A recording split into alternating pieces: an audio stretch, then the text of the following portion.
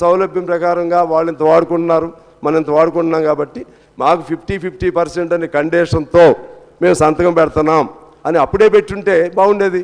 అప్పుడేం సంతకాలు పెట్టేసుకున్నాం. కొద్ది రోజులు ప్రజల్లో, తెలంగాణ ప్రజల్లో ఆందోళన వచ్చినాక మాకు 50-50 షేర్ కావాలని చెప్పి తర్వాత మనం అప్రోచ్ చేయం. అంటే there itself we lost our case. ఈ విధంగా అనేక తప్పులపైన తప్పులు ఎందుకు చేశారో నాకు తెలియదు. అనుభవం కలిగినటువంటి ముఖ్యమంత్రి గారు గతంలో అవన్నీ కూడా తప్పులు జరిగినాయి. అలాగే ఎఫెక్ట్స్ సంబంధించి ఇటు ఇద్దరు ముఖ్యమంత్రులు ఉంటారు, కేంద్రం నుంచి ఓ మంత్రి గారు ఉంటారు. ఎఫెక్ట్స్ సంబంధించి ఫైనల్గా సిట్టింగ్ పైన సిట్టింగ్ జరగాలి. కానీ ఆ విధంగా అవకాశం వచ్చినప్పుడు కూడా మీటింగులు జరపకపోవటం అనేది కూడా ఒక రాంగ్గా నేనైతే భావిస్తూ ఉన్నాను. అదేవిధంగా ఈ సిస్టమ్ ఇలా కొనసాగితే మాత్రం మొత్తం 17-18 రోజుల్లోనే నీళ్ళన్నీ